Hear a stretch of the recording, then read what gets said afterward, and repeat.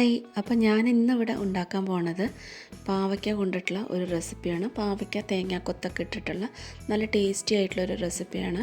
ചോറിനൊക്കെ കൂട്ടാനായിട്ട് വളരെ സ്വാദിഷ്ടമായിട്ടുള്ളൊരു വിഭവമാണ്. അപ്പോൾ എങ്ങനെയാണ് തയ്യാറാക്കാൻ നോക്കാം.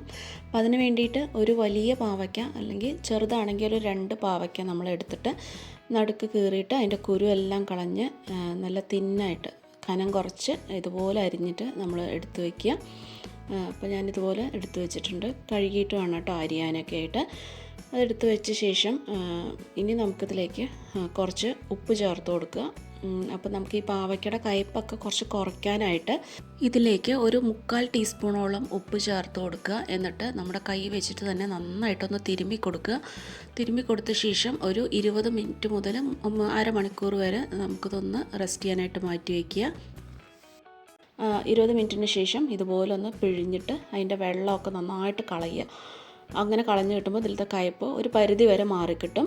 എന്നിട്ട് അതിലേക്ക് നമുക്കിനി 1/4 ടീസ്പൂൺ മഞ്ഞൾപ്പൊടിയും അതുപോലെ ഒരു 1/4 ടീസ്പൂൺ ഗരം മസാലയുടെ പൊടിയും പിന്നെ അതിലേക്കൊരു 1/4 ടീസ്പൂണോളം മുളക് പൊടി, കാശ്മീരി മുളകാണ് കേട്ടോ ഞാനിവിടെ എടുത്തിട്ടുള്ളത്, അതും കൂടി ചേർത്ത് കൊടുക്കുക. ഉപ്പ് നമ്മൾ നേരത്തെ ഇട്ടതുകൊണ്ട് ഏകദേശം ഇതിൽ ഉപ്പുണ്ടാവും.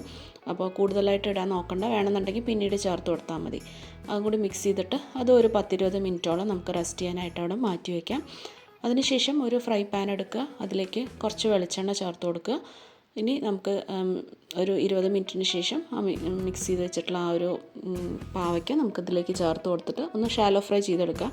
ഡീപ്പ് ഫ്രൈ ഒന്നും ചെയ്യേണ്ട, ഷാലോ ഫ്രൈ ചെയ്തെടുത്താൽ മതി.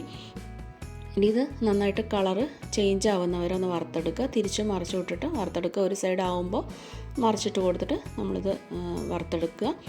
അപ്പോൾ നല്ലപോലെ ഒന്ന് കളറ് ചേഞ്ച് ആയിട്ട് വരുമ്പോൾ നമുക്കിത് ഈ ഒരു പാനിൽ നിന്ന് നമുക്കത് കോരി മാറ്റി വയ്ക്കുക. അപ്പോൾ നല്ല ക്രിസ്പായിട്ടിരിക്കണം കേട്ടോ. അങ്ങനെ അത്യാവശ്യം നല്ല ക്രിസ്പി ആയിട്ടുള്ള ഒരു പരുവത്തിലാവുന്നവരെ ഇതാക്കുക. കളറൊക്കെ നന്നായിട്ട് ചേഞ്ച് ആവുന്നവരെ ഇനി നമുക്ക് മാറ്റി വയ്ക്കാം. ഇനി ആ സെയിം പാനിലോട്ട് വേറെ ഞാൻ എണ്ണയൊന്നും ഇപ്പോൾ ചേർത്ത് കൊടുത്തിട്ടില്ല. അതിലേക്ക് കുറച്ച് കടുക് ഇട്ട് കൊടുക്കുക. കടുക് പൊട്ടിക്കഴിയുമ്പോൾ നമുക്കതിലേക്ക് കരിവേപ്പില ചേർത്ത് കൊടുക്കുക.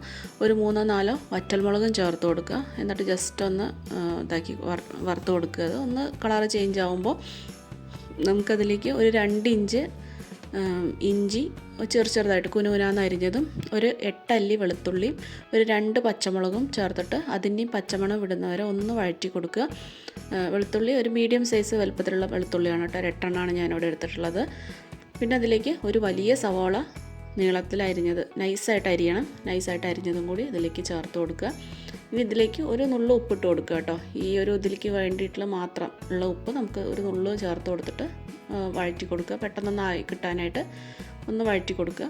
ഇപ്പോൾ സവാള അത്യാവശ്യം നന്നായിട്ടൊന്ന് കളറ് ചേഞ്ച് ആവുന്നവരെ ഒന്ന് വഴറ്റി കൊടുക്കണം. എണ്ണ പോരാ, ഒരുപാട് ഡ്രൈ ആയിട്ടുണ്ട് തോന്നുകയാണെങ്കിൽ മാത്രം കുറച്ച് എണ്ണ ചേർത്ത് കൊടുക്കുക.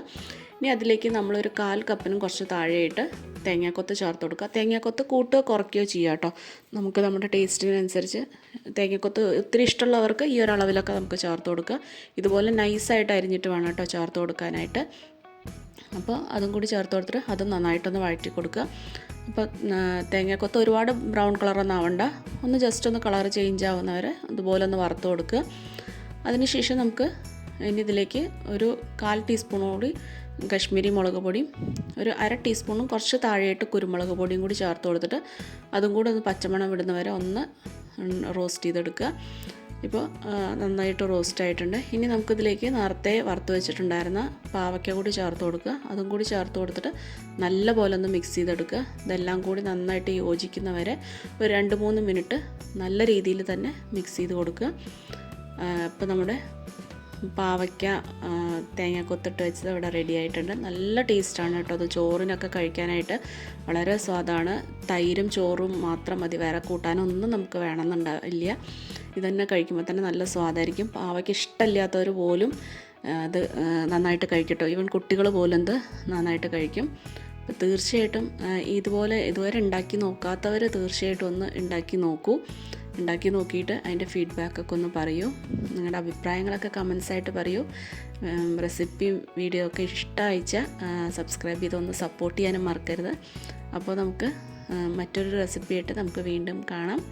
Take care, by.